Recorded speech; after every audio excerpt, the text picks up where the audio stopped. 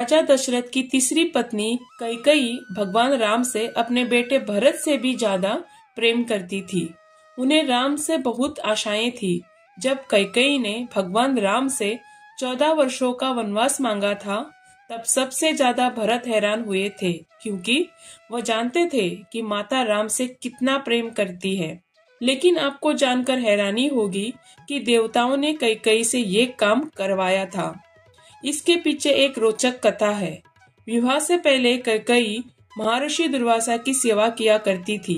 कैकेयी की सेवा से प्रसन्न होकर महर्षि दुर्वासा ने कैकेयी का एक हाथ वज्र बना दिया और आशीर्वाद दिया कि भविष्य में भगवान तुम्हारी गोद में खेलेंगे। समय का पहिया चलता रहा और कैकेयी का विवाह राजा दशरथ से हो गया। एक समय स्वर्ग में देवासुर संग्राम आरंभ हो गया। देवराज इंद्र ने राजा दशरथ को सहायता के लिए बुलाया। रानी कैकेयी भी महाराज की रक्षा के लिए सारथी बनकर देवासुर संग्राम में पहुंच गई। युद्ध के दौरान दशरथ जी के रथ के पहिए से कील निकल गया और रथ लड़खड़ाने लगा। ऐसे में कैकेयी ने कील की जगह अपनी उंगली लगा दी और महाराज की जान बचा ली। राजा दशरथ को जब पता चला कि कैकेयी ने युद्ध भूमि में किस साहस का परिचय दिया है, तो वह बहुत प्रसन्न हुए और 3 वरदान मांगने के लिए कहा। कैकेयी ने उस समय प्रेमवश यह कह दिया कि इसकी जरूरत नहीं है, अगर कभी जरूरत होगी तो मांग लूंगी। कैकेयी ने राजा दशरथ को इसी वरदान के जाल में फांस लिया और राम के लिए 14 वर्ष का वनवास मांग लिया। लेकिन 14 वर्षों के लिए वनवास क्यों मांगा? इसके पीछे कई राज है। कैकेयी ने 14 वर्ष का वनवास मांगकर यह समझाया कि अगर व्यक्ति युवावस्था में 14 यानी 5 ज्ञान इंद्रियों कान, नाक, आँख, जीभ, त्वचा, 5 कर्मेंद्रियां वाक्य, पानी, पात, वायु, उपस्थ तथा मन, बुद्धि, चित्त और अहंकार को वनवास एकांत आत्मा के वश में रखेगा, तभी अपने अंदर के घमंड और रावण को मार पाएगा। दूसरी बात यह थी कि रावण की आयु में केवल 14 वर्ष ही शेष थे। प्रश्न उठता है कि ये बात कैकेयी कैसे जानती थी? ये घटना घट तो रही थी अयोध्या में, लेकिन योजना देवलोक की थी। कोप भवन में कोप का नाटक हुआ था।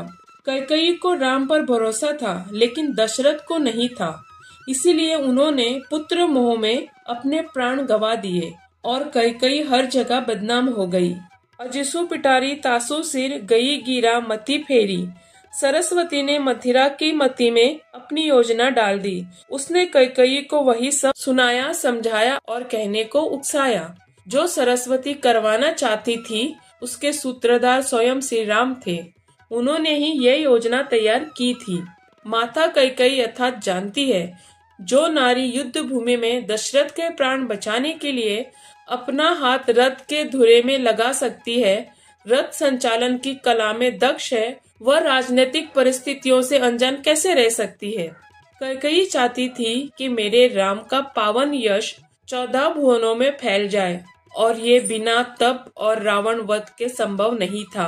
कैकेयी जानती थी कि अगर राम अयोध्या के राजा बन जाते तो रावण का वध नहीं कर पाएंगे। इसके लिए वन में तप जरूरी था। कैकेयी चाहती थी कि राम केवल अयोध्या के ही सम्राट न बनकर रह जाए, विश्व के समस्त प्राणियों के हृदय में सम्राट भी बने। उसके लिए राम को अपनी साधित शोधित इंद्रियों तथा अंत कारण को तप के द्वारा तदर्थ सिद्ध करना होगा। देवलोक में बनाई गई इस योजना का केंद्र राक्षस का वध था।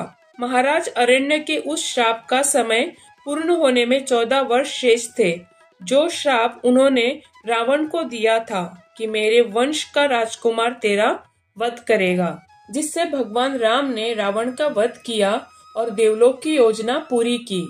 रामायण और महाभारत दोनों में ही 14 वर्ष वनवास की बात हुई है। रामायण में भगवान राम को 14 वर्ष का वनवास भोगना पड़ा था, जबकि महाभारत में पांडवों को 13 वर्ष का वनवास और 1 वर्ष अज्ञातवास में गुजारना पड़ा था। दरअसल इसके पीछे ग्रह गोचर भी मानते हैं। उन दिनों मनुष्य की आयु आज के जमाने से काफी ज्यादा होती थी, इसीलिए ग्रहों की दशावधि भी ज्यादा होती थी। शनि चालीसा में लिखा है, राज मिलत बन राम ही दीना, कैकेयी की मति हारी लीना। यानी शनि की दशा के कारण कैकेयी की मति मारी गई और भगवान राम को शनि के समयाविधि में वन वन भटकना पड़ा। और उसी समय रावण पर भी शनि की दशा आई और वह राम के हाथों मारा गया। यानी शनि ने अपनी दशा में एक को कीर्ति दिलाई तो दूसरे को मुक्ति। दोस्तों, आपको ये पौराणिक कथा कैसी लगी हमें कमेंट बॉक्स में जरूर बताएं। वीडियो अच्छी लगी तो आपके अपने चैनल रुद्र स्वरूपम से जुड़े रहने के लिए चैनल को लाइक, शेयर, सब्सक्राइब करना बिल्कुल ना भूलें।